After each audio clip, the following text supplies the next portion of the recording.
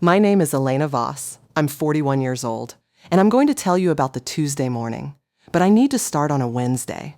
The divorce papers arrived on a Wednesday, not by mail, not through an attorney. Marcus handed them to me himself at 7:43 in the morning while I was standing at the kitchen counter pouring coffee into the mug he'd given me for our 6th anniversary.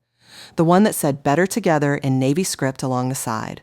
He set a manila envelope on the granite counter, not beside me, between us, like a line being drawn. "I think we both know this has been coming," he said.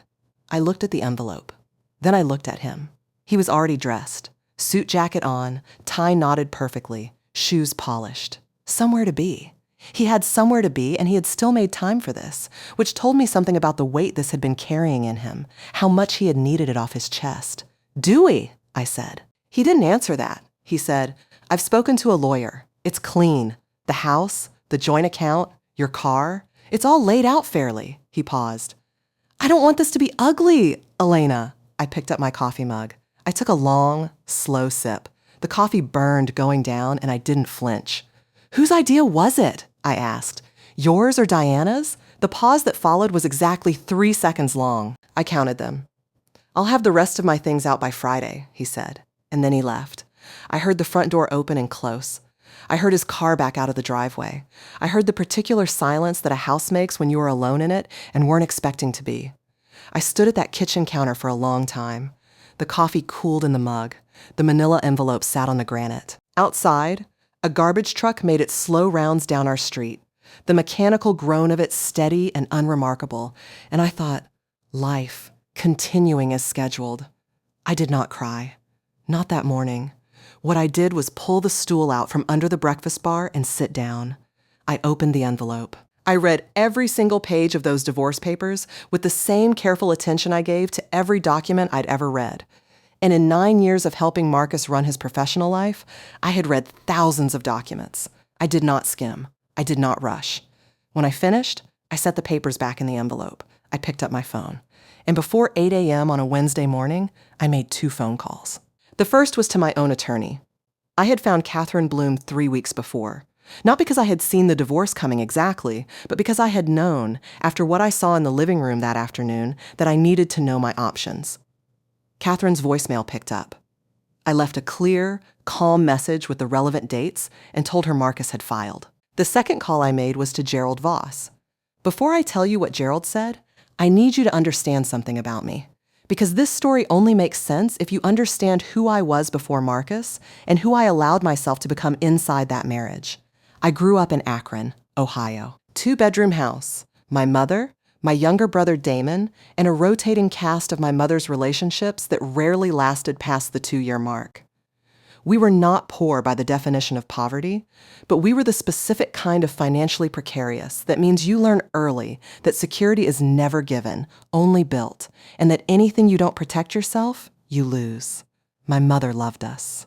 She also loved men who were charming more than they were reliable, and watching that pattern repeat itself across my entire childhood gave me a particular education that no classroom ever could. I learned the difference between someone who tells you they'll be there and someone who actually shows up. I learned that charm, on its own, has no structural integrity. I was a meticulous student, not a brilliant one. I didn't have the kind of mind that caught fire on contact with ideas. I had the kind of mind that ground through problems methodically until they submitted. I got through community college with a 3.8 GPA working 20 hours a week at a restaurant. I transferred to Ohio State on a partial scholarship I supplemented by waitressing Thursday through Sunday for 3 years. I graduated with a business administration degree and a job offer from a regional logistics firm in Columbus that I had applied to 8 months in advance and followed up on 4 times. I was organized the way some people are athletic, naturally, compulsively, in a way that looked effortless to others and was actually just who I was. At that logistics firm, I started as an administrative coordinator. In 6 years, I made it to operations director. I did this by paying attention to every process that was inefficient, fixing it quietly, documenting the fix, and making sure the documentation went upward. I did this by learning the names of every person in my department, what their capacity was, what they struggled with, and what happened when they didn't show up. I did this by working longer than anyone expected and, crucially, by making the work look seamless rather than exhausting so that people continued to trust me with more of it. I was 26 when I met Marcus Voss at a business conference in Columbus. He was 31, tall, easy in his skin, the kind of person who moved through a room and left warmth behind him. He introduced himself by asking what I thought of the keynote speaker, and when I told him, honestly, which was critical, he laughed like I had said something unexpected and delightful and said, "Finally. I've been asking people that all morning and getting nothing but diplomatic non-answers." We talked for 2 hours at that conference. He asked about my work and listened, actually listened, without looking for an opening to talk about his own. He remembered specific things I'd said 30 minutes after I'd said them and referenced them later in the conversation. He was, in every visible way, attentive. I did not know then that this was Marcus's particular gift. The gift of making whoever he was focused on feel like the most interesting person in the room. I did not know it was a skill entirely separate from consistency or depth or staying power. We dated for 14 months. He proposed on the rooftop of a restaurant in Chicago, over a dinner he'd planned and a ring he'd chosen with his father's help. I said yes. I was 27 years old, and I believed in him the way I had believed in very few things in my life, completely, with evidence. I should tell you that evidence was real. For the first 3 years, Marcus was present. He was engaged. He asked about my work. He was proud of me in ways that felt genuine. When I made operations director, he took me to dinner and said, "You are the most competent person I've ever met," and he meant it. I could tell. What I could not see yet was that his admiration for my competence did not extend to the understanding that it should be valued on its own terms. He admired my ability to run things the same way some people admire a very reliable car. Appreciatively, right up until the moment they need it to do something it wasn't designed for. The erosion happened the way all erosions happen, gradually, then suddenly. Year 3. Marcus's expansion projects at Voss Group were getting complex, and he needed someone reliable to manage the administrative side. His assistant at the time was good but limited. I stepped in on 2 projects temporarily. The projects ran well. The temporary arrangement did not end.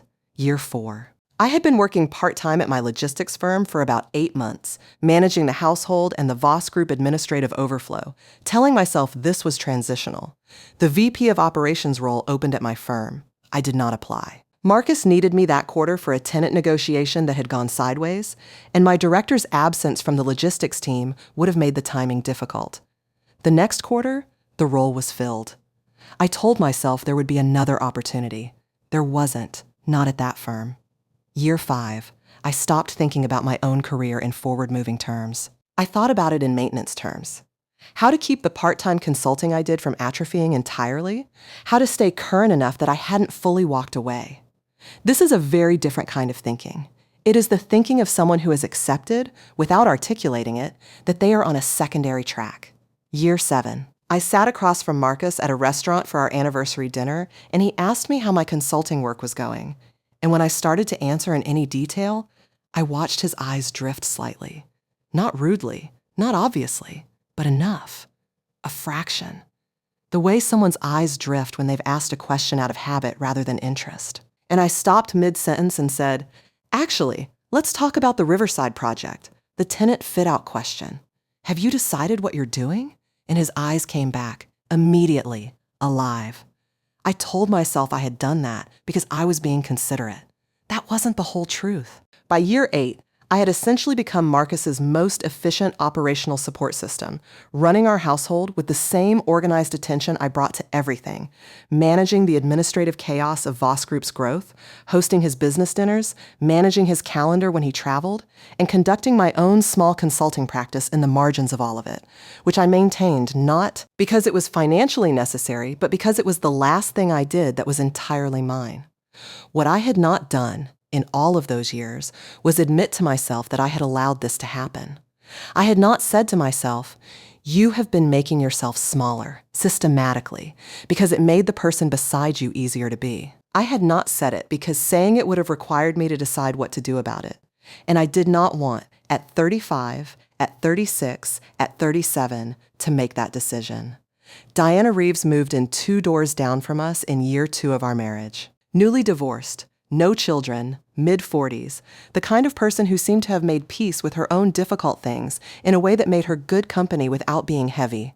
She was funny in the precise, self-aware way that earns real trust, not just laughter. She remembered your details, your favorite wine, the name of your sister, the thing you'd mentioned once 6 months ago that you hadn't expected anyone to keep.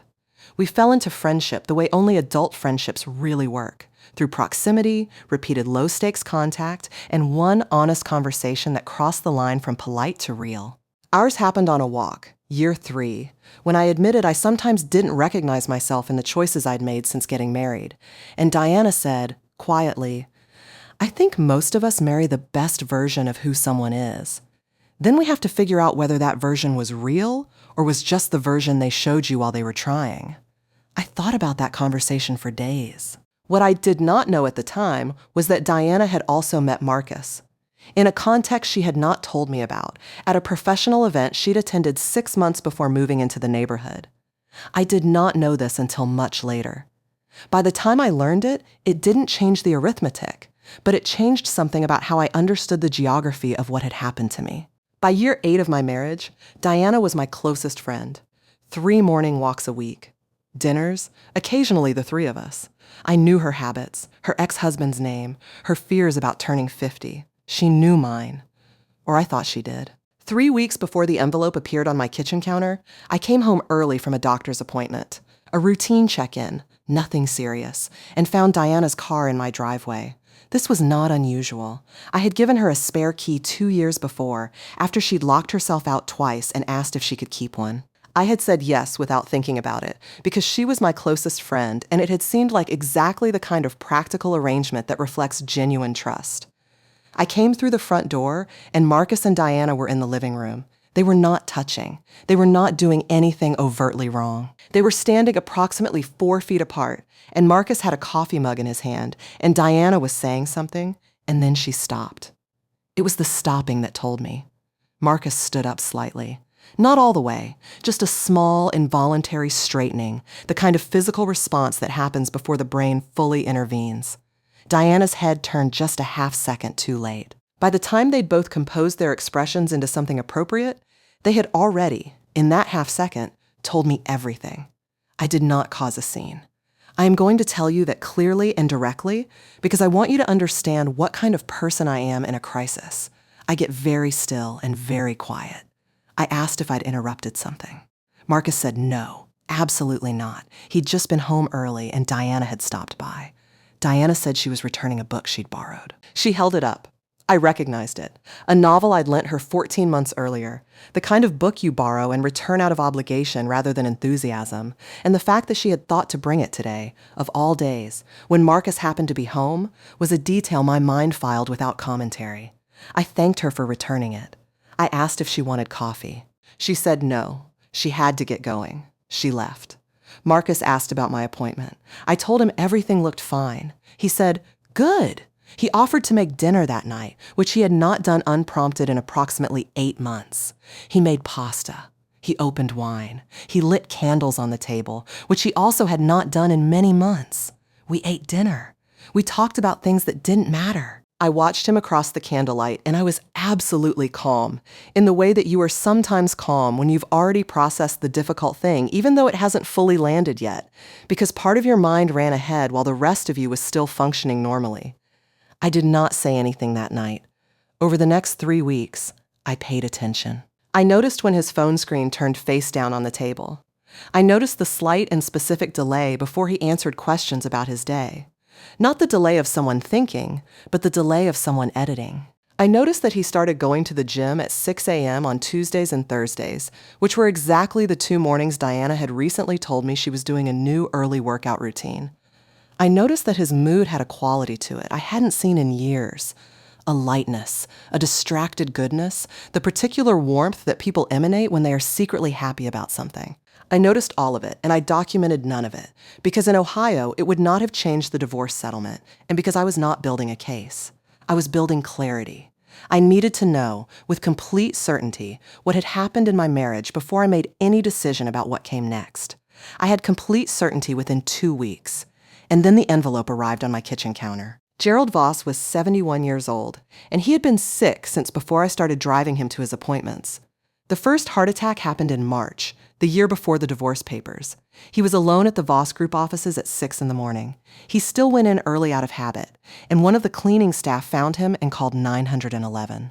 He spent 6 days in the cardiac unit and came home thinner and slower, telling everyone, with characteristic Gerald Voss directness, that he was fine and to stop treating him differently. The second, smaller event came in October. That one he didn't tell Marcus about for 2 weeks. He told me. This is how our particular closeness had developed, not through design, but through consistency. When Marcus began traveling more for work, or said he was traveling, which I now have reason to rethink, Gerald needed someone to drive him to his Thursday cardiology appointments. His housekeeper Maria was devoted, but didn't drive. His closest friends were his own age, and several had their own health limitations. Marcus offered and then twice rescheduled, and on the third time that he called Gerald to reschedule, Gerald apparently said, "Never mind, I'll get someone else." He called me. I said yes. I rearranged my schedule. The first Thursday, I pulled up to Gerald's house in Hyde Park at 10:15, and he was waiting on the front step in his coat, which I would come to understand was not him being impatient, but him being ready. Gerald considered being ready 5 minutes early, the baseline of respect. I drove him to the cardiac center on Montgomery Road, sat with him for the 40-minute appointment, drove him home, and came inside for coffee because he asked, and I had nowhere pressing to be. He made the coffee himself and brought it out to the sunroom and said, "Marcus tells me you're consulting on the Henderson project." "I am," I said. "Good," he said. Marcus needs someone watching the numbers on that one. He tends to trust the optimistic projections. That was the first moment I understood that Gerald saw his son clearly. Not unlovingly. He loved Marcus genuinely and completely, but without the softening that parents sometimes apply to difficult truths about their children. Gerald was a man who had built a company from nothing by being accurate about things, including people, and that habit did not turn off when the subject was his own family. We drove to appointments Thursday after Thursday. We sat in that waiting room with the bad magazines and the coffee that tasted like it had been sitting since morning, and we talked. Gerald told me about the first property he'd bought, a strip mall in Blue Ash in 1987, 2 vacant anchor spaces, and 3 struggling tenants, which everyone told him was a mistake. He told me what he'd seen in it that they hadn't. He told me about Margaret, Marcus's mother, who had died of cancer when Marcus was 24, and whom Gerald described with a kind of quiet, permanent love that made the room feel different. "Marcus has her charm," he told me once, in the parking garage after the appointment, waiting for the elevator. Margaret could walk into any room and own it in 10 minutes. But she never learned to own herself. She needed someone to show her she was worth something, and she needed it constantly, and no one person can sustain that. A pause. Marcus is the same. I didn't know what to say to that. So I said, "He works hard." Gerald looked at me sideways. It was a particular look. Direct, not unkind, but completely uninterested in comfortable inaccuracies. "You work hard," he said. Marcus is ambitious. It's not the same thing. I thought about that distinction for a long time. I'm still thinking about it. Over 18 months of Thursday appointments, Gerald and I built something I didn't have a name for at the time. It wasn't friendship exactly. There was too much structural imbalance for that, too much age difference and family complexity. But it was genuine. He asked about my consulting work and paid attention to the answer. He asked about my childhood and didn't flinch at the honest parts. He told me things about the company that he didn't tell Marcus, not because he was excluding Marcus, but because Marcus had stopped asking, and I never had. He told me once, about a year in, "You know what I appreciate about you? You never look at the company and calculate your portion of it. Every person in my life who cares about this business has already mentally divided it up, except you," I laughed. I said, "I don't have a portion." He said, "No, that's what I mean."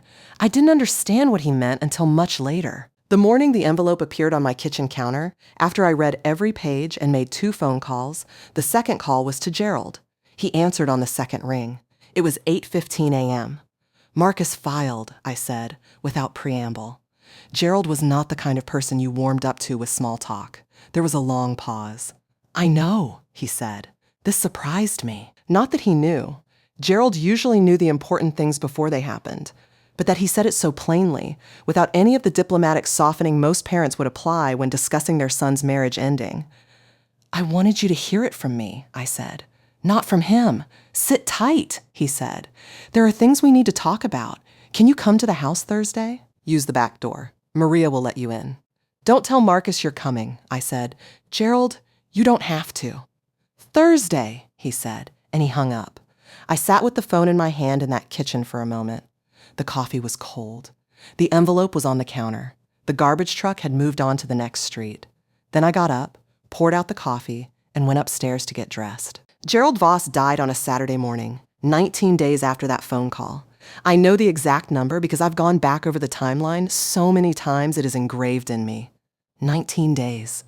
In those 19 days, I went to Gerald's house 3 times.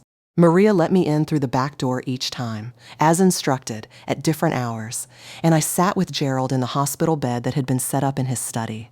He'd refused to move to a care facility. He had the resources to refuse comfortably, and Gerald was the kind of man who treated comfort as a tool rather than a luxury. He was comfortable in his study, among his books and his files and the view of the garden that Margaret had planted and that he'd maintained in the 30 years since she'd gone. He was thin by then. His hands shook slightly when he lifted the coffee cup Maria brought him. But he was entirely present. The same specific, accurate attention he brought to everything was fully intact, just housed in a body that was running out of time. On my first visit, 19 days before he died, he told me about Thomas Reed. Thomas had been Gerald's personal attorney for 30 years. He was not the attorney Voss Group used day to day. Marcus used a larger commercial firm for the company's operational needs. Thomas Reed worked out of a small, deliberately unremarkable office in downtown Cincinnati, the kind of office that looks like nothing important happens there. Gerald had chosen him specifically because he was the kind of lawyer other lawyers didn't notice and underestimated. He had been handling Gerald's personal estate for 3 decades, and Gerald trusted him in the way that you trust someone who has never once given you reason not to. Gerald had called Thomas the previous week. On my second visit, 2 days later, Gerald told me about Patricia Chen. Patricia had been with Voss Group for 11 years. She reported to Marcus officially. She had been, Gerald explained without any particular drama, reporting to him informally for the past 4 years. He'd put this arrangement in place when he'd started to worry about what he called drift in Marcus's operational focus. He'd wanted someone reliable on the ground. Patricia was extraordinarily reliable. She documented everything. She told Gerald what was happening in the company with the same clear-eyed accuracy that Gerald had always required in people he trusted. Gerald did not say what Patricia had told him about Marcus's recent activities. He did not need to. The fact that he was having this conversation with me, in the quiet of his study, with Maria keeping watch at the back door, said enough. On my third visit, 6 days before he died, Gerald was weaker. He didn't sit up as easily. He kept a blanket pulled around him, even in the warm room. But his eyes were the same, focused, direct, following the conversation with complete engagement. He said, "I've done what I can do, Elena. Thomas knows everything. He'll contact you." I said, "Gerald." He said, "Don't argue with me. I don't have the energy for it, and you don't have the time." A slight pause, the ghost of the dry humor I'd come to know. "Come and sit." I sat in the chair beside his bed, and we talked about the company. He told me things I hadn't known.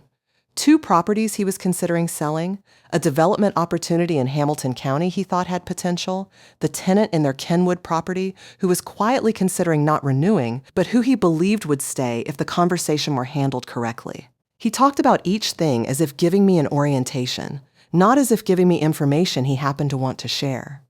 When I left that evening, I stood in the garden. Margaret's garden, roses and hydrangea gone dormant for the season.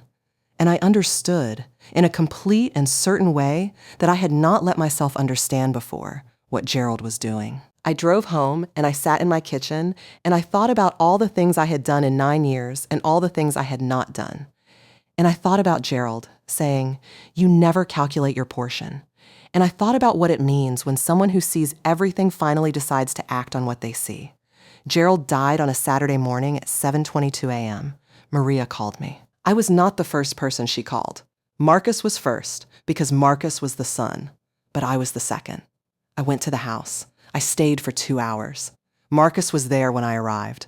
We were still legally married, which meant we moved around each other in the careful way that people move when they are formally connected to something that is actually over. He thanked me for coming. I said, of course. We did not speak about the divorce papers. We did not speak about Diana.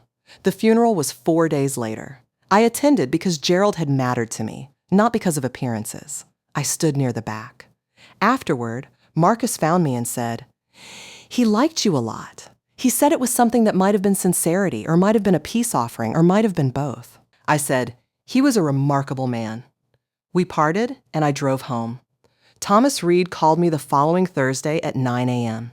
He asked if I could come to his office that afternoon. I said yes.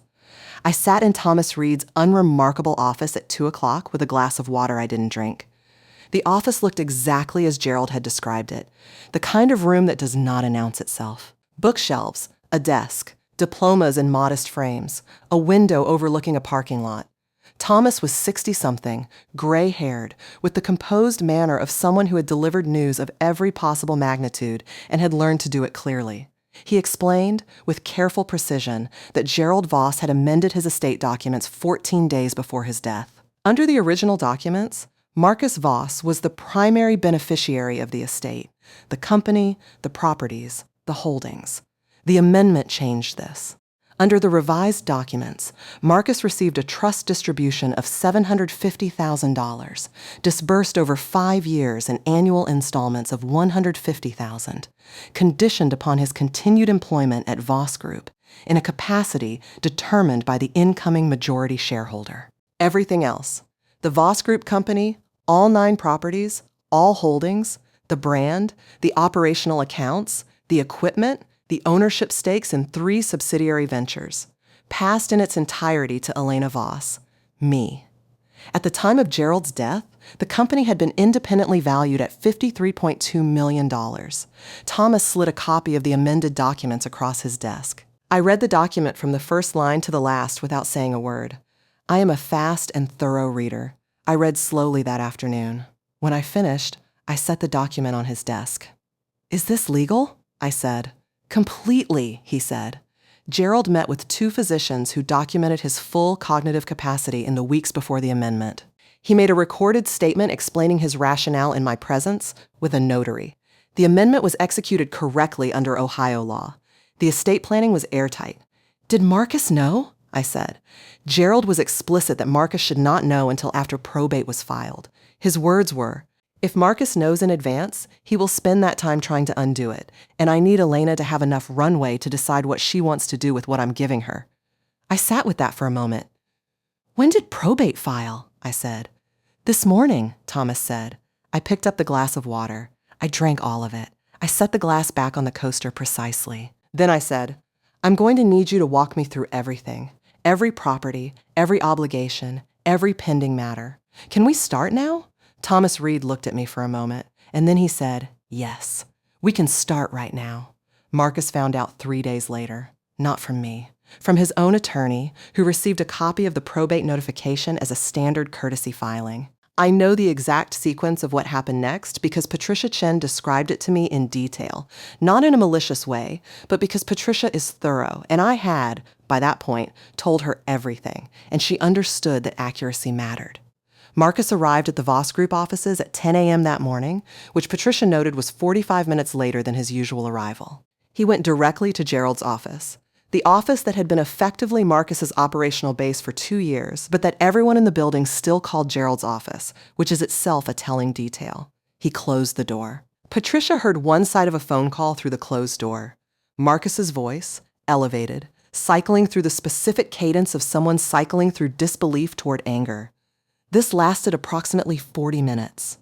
Then Marcus opened the door and looked at Patricia and said, "Get me Thomas Reed," Patricia said. "Thomas Reed doesn't take our calls anymore," Marcus said. "What do you mean?" Patricia said. "He means he represents the majority shareholder now, and that isn't us." There was a silence. Patricia told me he looked like someone had physically pulled the floor out from under him, just for 1 second. Then his face went very still and professional, which was actually harder to watch. Marcus called me at 12:30 that afternoon. I was having lunch with Catherine Bloom, my attorney, at a restaurant on 4th Street. We had been working through the divorce settlement in its final stages. Marcus's attorney and Catherine had been negotiating for several weeks, and we were close to finalization. When my phone rang and Marcus's name appeared on the screen, Catherine looked at me across the table. I turned the phone so she could see it. She started to say something. I shook my head. We let it ring to voicemail. He called again at 1:15. Again at 2:40. I answered the fourth call at 4:57 when I was alone in my car in the parking garage of Catherine's building, engine off, the concrete and fluorescent silence of an empty parking level around me. Elena. His voice was tight in a specific way. Controlled, but at the edges of control. I recognized that register. He'd used it twice before. Once when a Voss Group deal fell through that he'd told the board was certain, and once, now that I thought about it, when his mother died and he didn't know what else to do with what he was feeling. Marcus, I said, I need you to explain to me what's happening. Your father passed away, I said. He left me his company. I assume you've read the documents. That will is. Elena, that will is going to be contested. Okay, I said. It can't be valid. He was sick. He wasn't. His decision-making was compromised. He was on medications. He was assessed by 2 physicians in the final weeks of his life who both documented full cognitive capacity and signed affidavits, I said. Thomas Reed has the documentation, but you're welcome to contest. That's your right, Elena. His voice changed, softened into something meant to sound like intimacy, or at least proximity to it. We're still technically married. You know that complicates? It doesn't, I said. The estate documents are not affected by the pending divorce settlement. I'd encourage you to read the documents carefully before filing anything, because the basis of a challenge will matter. But I'd also encourage you to get your own counsel, because Thomas represents me. He said, "This is vindictive." I said, "Goodbye, Marcus." I ended the call.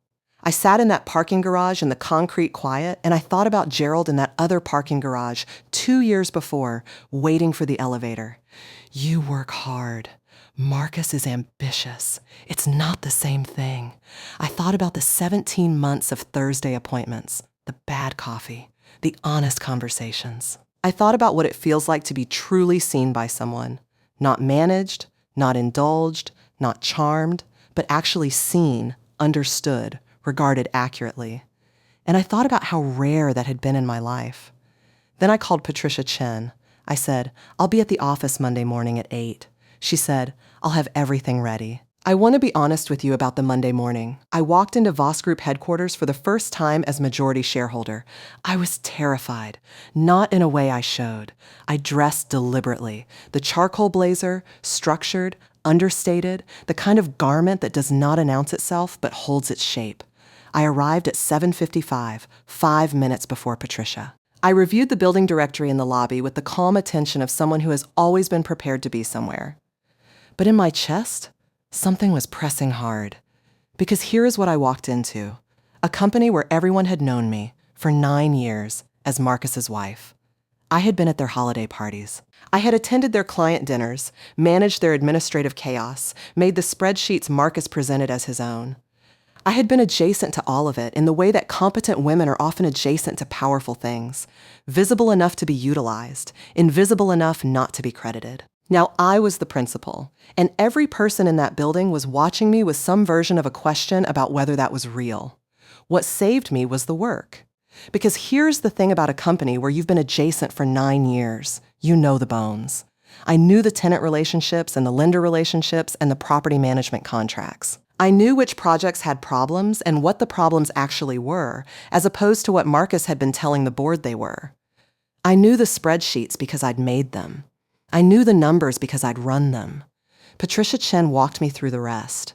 In those first weeks, what Patricia handed me was 11 years of careful, documented attention. She knew Voss Group the way she knew her own home. Not just the layout, but the places where the floor was uneven, the doors that stuck, the small, persistent problems that had been lived with so long they were no longer noticed. She handed this to me in organized, digestible packets, and I absorbed it with the methodical attention that has always been the most reliable thing about me. What I found was this. The company was healthy at its foundation. Gerald had built something solid, 9 properties, good bones, conservative financing, a track record of tenant longevity that reflected real quality. But at the edges, it was sloppy. 3 tenant contracts had lapsed and been operating month to month for over a year, which meant Voss Group could lose those tenants with 30 days' notice at any moment and had no leverage to prevent it. 2 properties had deferred maintenance that had been deferred past the point where deferral made sense, work that would cost twice as much now as it would have 18 months ago. One development project in northern Kentucky, a commercial mixed-use space in Covington that had been on the expansion plan for 2 years, was in a kind of bureaucratic limbo because Marcus had made a verbal commitment to a contractor without a written contract, had then had a falling out with that contractor over something Patricia described diplomatically as a difference in professional expectations, and had subsequently not addressed the situation, which meant the project had simply stalled while Marcus continued, in board meetings, to describe it as progressing. I addressed each of these things in my first 30 days. The 3 month-to-month tenants were reviewed, and 2 were offered new 5-year contracts with terms that were favorable enough to warrant the commitment and structured to give the company renewal leverage. The 3rd tenant, a struggling retailer that Patricia had been flagging for 2 years. I let run out the month-to-month while quietly beginning to market the space. The deferred maintenance was contracted out to 2 firms. I got 3 bids on each project. I chose neither the cheapest nor the most expensive. I chose the contractors with the best documented track record on comparable properties, which required me to spend several evenings reading reviews and reference letters that no one had thought to gather before. The Northern Kentucky project I handled personally. I called the original contractor, had a direct conversation about what had gone wrong, and determined that the falling out was a problem of communication and ego rather than competence. I hired a project manager to sit between the contractor and Voss Group going forward. I got a written contract executed within the week. The project had a new timeline within the month. I hired 2 people in my first 30 days. One was a property manager Marcus had let go the previous year. Everyone on the team, when I asked privately and individually, told me he had been excellent and that his departure had been a loss. His name was Kevin Marsh, and he agreed to come back at a salary increase, which I considered a reasonable correction. The other was Sophia Ruiz, a commercial lease negotiation specialist I found through Thomas Reed's network.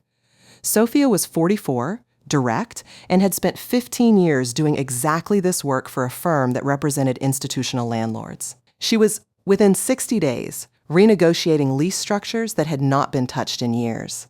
In month 2, I met with Howard Briggs. Howard had been a business partner of Gerald's for 15 years. He had invested in 2 of the original Voss Group properties and retained equity positions in 3 of the current holdings. When I sat across from him in a conference room for the first time, he looked at me with the particular expression of a man who has decided not to take something seriously yet. He was polite. He was thorough. He was watching. By the end of the 2nd month, he called me. "Gerald said you'd surprise people," he said. "I'm not trying to surprise anyone," I said. "I'm trying to run a company." A pause. "Do you need an introduction to Anderson at First National? He runs the commercial lending desk. He's the best construction lender in the city, and Marcus burned that bridge about 18 months ago." "Yes," I said, "I do." That introduction and the construction line of credit that followed 6 weeks later unlocked the Northern Kentucky project's full financing. Marcus had been trying to secure that credit line for 3 years. Marcus filed his challenge to the will 6 weeks after probate. The legal argument was undue influence. His attorney's position was that Gerald had been in a compromised state, physically declining, emotionally vulnerable, dependent on my assistance, and that I had used that access to manipulate a dying man's estate decisions. The implication was specific and calculated, that I had befriended a sick old man for financial gain, that the Thursday appointments and the long conversations and the genuine relationship had been a strategy rather than what it was, which was the most honest connection I had in those years. I sat in Thomas Reed's office and listened to him outline the challenge. He was as composed as always. Thomas does not editorialize. He presents information and lets you decide what to do with it. When he finished, I said, "What do they have?" He said, "Timing, primarily." The amendment was made 14 days before death during a documented period of physical decline. They'll argue that proximity created a kind of dependency that compromised independent judgment. "What do we have?" I said. He opened the folder in front of him. 2 physician affidavits, each documenting Gerald's full cognitive capacity in the final weeks of his life. Standard assessments, clearly documented, signed and dated, and leaving no room for interpretation. Gerald's own recorded statement, made in Thomas's presence with a notary, explaining in his own voice and his own words precisely why he was making this decision and what informed it. Documentation of operational problems at Voss Group during Marcus's tenure, contracts lapsed, maintenance deferred, project failures, that Gerald had referenced directly in that statement. Financial records showing the company's trajectory during the period in question. And then Thomas said, "The driving logs." I looked at him. "Gerald kept records," Thomas said, "of every appointment you drove him to. Dates, times, duration. He also kept notes, written notes, in a ledger from many of those conversations. His rationale documented in his own hand over 18 months. He looked at the document. He wrote, at one point, "Elena is the only person in my life who has listened to me explain what I built without immediately calculating her portion of it. She asks about the tenants by name. She asks why I made certain decisions, not what those decisions produced. I believe she understands that a business is built from care, not just from capital. I believe she will protect what I built." I sat very still. "He wrote that?" I said. "His words," Thomas said. Dated 11 months before he amended the documents. This was not a sudden decision made under influence. This was a conclusion Gerald reached over a long period of considered observation. The contest hearing was held 3 months after the challenge was filed. I sat in a courtroom in a navy suit with my hands folded on the table in front of me. I watched Marcus's attorney do his work. The attorney was competent and the argument was plausible. I will give it that. I watched the physicians testify with the clear, clinical accuracy of people who write reports precisely so they can say in court exactly what the reports say. I watched Thomas present Gerald's video statement. The screen in that courtroom showed Gerald propped up against the pillows of his study's hospital bed, thin, his hands slightly unsteady, his voice at half its former volume, but his eyes exactly as focused as they had always been. And Gerald, in that recording, said, "I have thought about this decision longer than I have thought about almost anything in my life, with the possible exception of the first property I ever bought. I am making this decision with full awareness of what it means for my son, and I am making it anyway, because I believe it is correct. Elena Voss has worked beside this company for 9 years and received nothing for that work. My son took what she gave him and replaced her with something temporary, and I consider that a failure of accounting. I am a man who has spent 50 years believing that accounts must be settled correctly. This is my settlement. The judge ruled in my favor 37 days after the hearing. Marcus did not file a further appeal." His attorney sent a letter to Thomas Reed stating that the estate matter was considered closed. I read the letter once. I filed it. Diana Reeves texted me 5 months after the divorce was finalized. The text said, "I don't expect you to respond to this. I just need you to know that I am sorry in a way I don't have words for. I know there's nothing I can say that fixes it. I'm not going to try to explain it because there isn't an explanation that makes it acceptable. I just needed to say it once. I read it twice. I put the phone down. I did not respond. I heard through Patricia, who heard through someone who crossed paths with someone at Marcus's gym, which is how Patricia's information often arrived, efficiently and without drama, that Marcus and Diana had ended their relationship approximately 7 weeks after the will contest ruling. This put it at about 4 months after the divorce was finalized. I had expected, when this news came, to feel something specific. Satisfaction, maybe, or some version of vindication. What I actually felt was a particular tiredness. Not exhaustion, but the specific decompression of a body that has been braced for a long time and finally releases. The tension I had been holding, the alertness I had been maintaining, the constant low-frequency readiness for whatever came next. It eased, slightly, when I understood that the active phase of all of this was over. Diana had left Marcus, or Marcus had left Diana, or they had left each other. The exact architecture didn't matter to me. What mattered was that whatever they had built together in the space that used to be my marriage had not held. I did not feel sorry for either of them. I will be honest about that. I did not reach out to Diana. I did not reach out to Marcus. I ran my company. I sat in my office late some evenings and reviewed projections and thought about Gerald and about the way that some people pay attention and some people don't, and about what the difference costs you in the end. 3 months after the will contest ruling, which was 8 months, give or take, after Marcus had set a manila envelope on my kitchen counter. My phone rang on a Tuesday evening. I was in my home office. The Northern Kentucky Project Q4 numbers were on the screen in front of me. Good numbers, better than projected, the kind of result that makes the difficult months feel accurately accounted for. I had a glass of water and the remnants of a dinner I'd eaten at my desk because the meeting that afternoon had run long and I hadn't bothered to move. My phone buzzed on the edge of the desk. I glanced at it. Marcus. I looked at his name on the screen for a long time. Long enough that I watched the screen brighten twice as the phone reminded me it was ringing.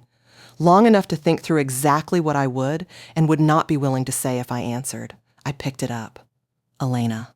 His voice had a texture to it I had only heard twice in 9 years of marriage. The night his mother died, when I came into the bedroom at 3 a.m. and found him sitting on the edge of the bed, staring at nothing, not crying, but past crying. And once more, years ago, after a business failure that had happened before I fully understood the contours of his pride. He only sounded like that when he was alone and had run out of ways to manage what he was feeling. Marcus, I said. A brief silence. Then, I need to talk to you. Okay, I said. I set down my pen. I turned away from the projections. Things have fallen apart, he said. I know, I said. Not just the will. He paused. Everything. The apartment I moved into. I've had to give it up. The side work I'd been developing, projects I'd been putting together outside the company, they all depended on Voss Group relationships, contractor relationships, lender relationships, tenant referrals. Those relationships are yours now. They don't return my calls. I didn't say anything. Diana is. He stopped, restarted. Diana is gone. It doesn't matter when. She left, and that chapter is over. Another pause. Heavier. Elena, I am living in my friend Derek's spare room. Derek has 3 children and a dog that barks at 3 in the morning, and I am 43 years old sleeping on a pull-out couch, and that is what my life looks like right now. I was quiet. He said, I made a mistake. With Diana. With the divorce. I walked away from everything that was actually good in my life because I was afraid of staying still. I was afraid of watching my father build something larger than anything I would build. I was. The word came out slightly unsteady. Stupid. I was stupid. Yes, I said. Elena. His voice shifted. The tone that used to mean he was about to be honest with me in the particular way he only was at his most unguarded. I still love you. I sat very still in my home office. Through the window, Cincinnati lights lay across the dark. The Northern Kentucky projections glowed on the screen. The refrigerator made its low mechanical hum down the hall. 9 years. 14 months before that. The Ring. The restaurant in Chicago. The first apartment that smelled like new paint. Every dinner I'd hosted for his clients. Every calendar I'd managed. Every career conversation I'd had with myself in the margins of his life, keeping it small enough to fit there. All the Thursday drives, and Gerald's coffee, and Gerald's eyes, always direct and always accurate, saying things I had needed to hear. I still love you, he said again, and I have nothing left, and I know I have no right to say this to you. But Elena, is there any part of you? Marcus, I said. He stopped. When you handed me those papers, I said, when you stood at the kitchen counter in your jacket and your polished shoes at 7:43 in the morning and said you didn't want this to be ugly, were you thinking about me? About what that moment felt like for me? Silence. Because I was thinking about you, I said. I was thinking, he has somewhere to be. He did his jacket before he did this. He has planned the timing of this around his own schedule, which is the most consistent thing about who he has always been. I paused. I stood there and I thought, this man has spent 9 years with me and learned exactly nothing about me. Because if he had learned anything about me, he would know that a woman who doesn't flinch at the kitchen counter is not going to be available when he needs somewhere to fall. Elena. I am not a spare room, I said. I am not a soft landing. I was never just those things, and you never understood that, because you saw me as someone who made difficult things manageable, and you never asked whether making difficult things manageable cost me anything to do. I know, he said, very quietly. I know that now. Good, I said. But knowing it now, knowing it when you're on a pull-out couch and the relationships that depended on the company are no longer available to you, that's not the same as having known it when it would have required you to do something different. The only version of that knowledge that mattered was the version you never got to. A long silence. Is there anything? He started. No, I said. There isn't. Love has a price, Marcus. You stopped paying it somewhere around year 5, and you told yourself the account was still current. It wasn't. I ended the call. I sat in my office for a while after. I did not move. I looked out the window at the scattered city lights, permanent and indifferent, and I thought about Gerald recording that statement in his study. His voice thin, his hands unsteady, his eyes completely certain. I am a man who believes accounts must be settled correctly. This is my settlement. He had settled them. And I understood, sitting there, that this was the last thing he had given me.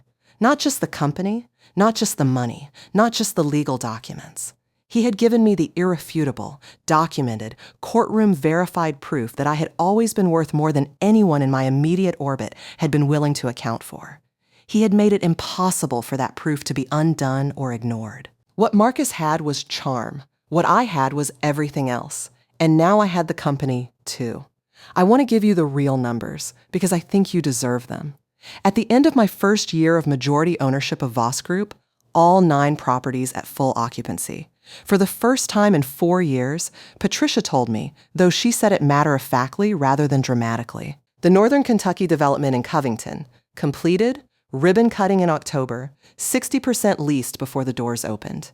2 new acquisition targets in due diligence, one in Blue Ash and one in a suburban corridor outside Dayton, both identified through the lender relationship Howard Briggs had made possible. Revenue 18% above the prior year. Operating costs reduced by 9% through the maintenance protocols and contract renegotiations that the company simply had not prioritized before. Patricia Chen was promoted to Chief Operating Officer with a salary that reflected what she had actually been doing for 4 years. This was not a difficult decision.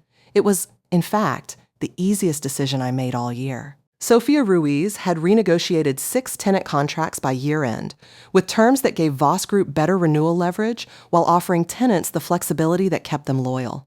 2 of those tenants subsequently referred new prospects to available spaces.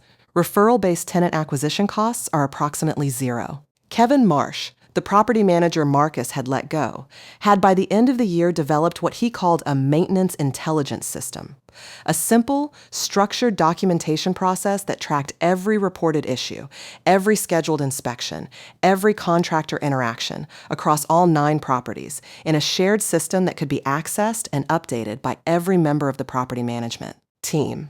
It was not complicated. It was extraordinarily effective. It was the kind of thing that happens when you hire someone excellent and then let them do their job. Marcus received his first trust disbursement check in January, $150,000, disbursed by Thomas Reed's office, per the terms of the will. No signature from me required, no contact necessary. The account settled, quietly, on schedule. I did not see him collect it. I am 41 years old. I run a $53 million company. I have a home office with a window that looks out over Cincinnati at night, and I sit in it some evenings, later than I should, reviewing the things that need reviewing, and I think about the particular geometry of how I got here. I want to tell you what I know, not as advice. I am suspicious of people who mistake their own experience for instruction.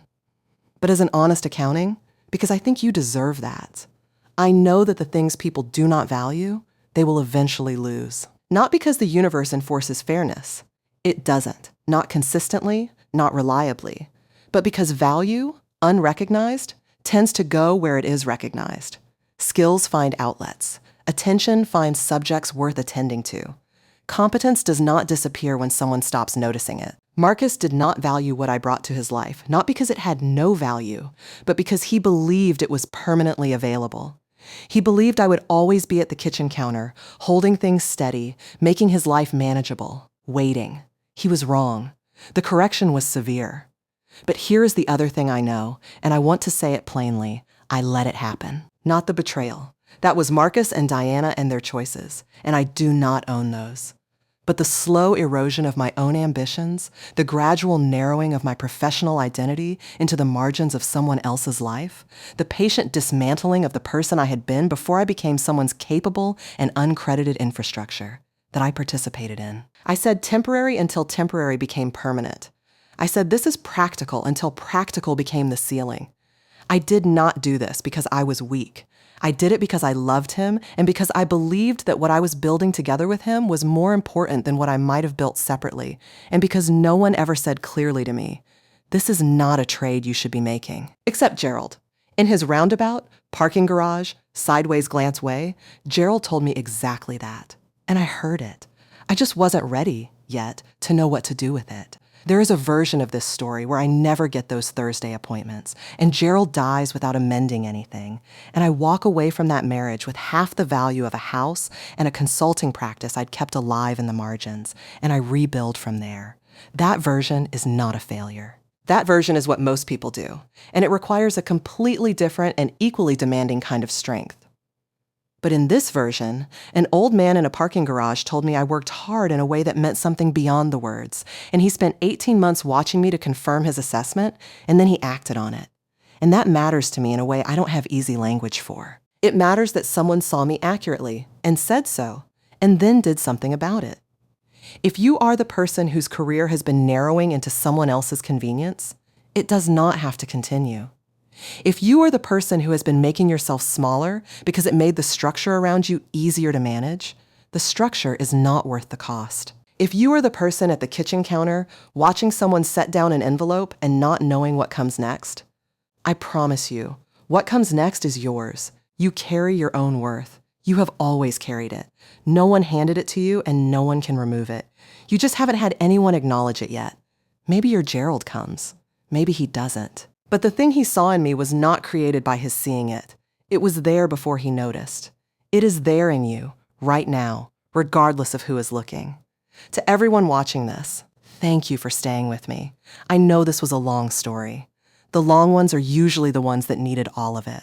If this meant something to you, share it with someone who needs to hear it. Subscribe if you're new here. Come back next week. There are more stories where this one came from. And if you're in the middle of your own version of this, whatever that looks like, whatever the specific shape of the thing you've been told you're less than, I want you to hold on to this. Accounts get settled. Not always by fathers-in-law, not always in conference rooms, not always in ways that look like the story I just told you. But they do get settled. Be patient. Pay attention.